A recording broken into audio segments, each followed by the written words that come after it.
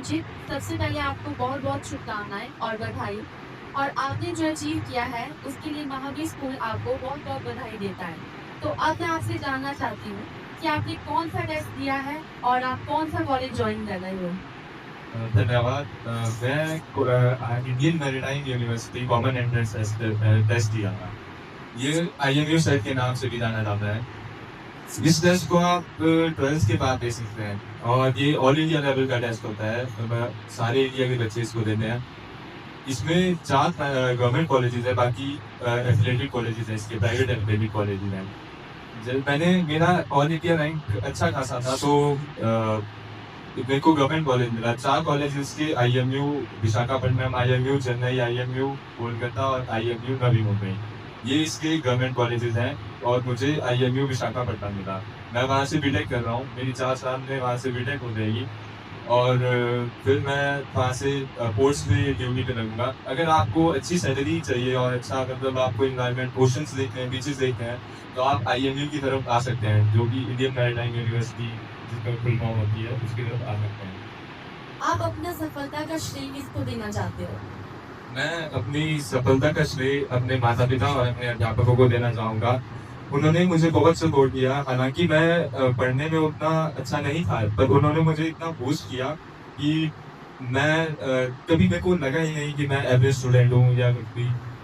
वो मेरा उनका बहुत सपोर्ट रहा, मेरे माता-पिता और मेरे अध्यापकों का। मैं महावीर स्कूल में 10वीं कक्षा में आया था। उस समय मैं उतना पढ़ने में समर्थ नहीं था। मैं थोड़ा एवरेज स्टूडेंट था, वीक था, उतना एवरेज भी नहीं बोल सकते उसको, वीक था। मैं आफ्टर +1 +2, जब हम +1 +2 में आए, तो यहाँ पे महावीर कोचिंग एस्टेब्लिश हुई थी उस टाइम पे। तो हमारा फर्स्ट बैच था उस कोचिंग का। तो उस टाइम हमको एमडी मैम ने इतना बूस्ट किया, मतलब हमारी बेसिक्स वहाँ से बिल्कुल क्लियर हो गए। तो वहाँ से मुझे बहुत आसानी हुई ये आईएमयू का एग्ज़ाम क्लियर करने में। तो आप थोड़ा बता सकते हो कि आप कितनी देर पढ़ाई करते थे? कैसे पढ़ाई करते थे? जी देखिए, अगर मैं ऐसे बताऊँ तो ऐसे मैं 2 घंटे पढ़ता था दिन, तो नहीं, ऐसा तो नहीं था। मैं सिर्फ़ दिन में पढ़ना ही था। जो डेली के बेसिक काम होते हैं उनको छोड़ के मैं पूरे दिन पढ़ता ही था। बीच में रेस्ट लेना, कुछ करना, वो सब, थोड़ा माइंड रिलैक्स करना।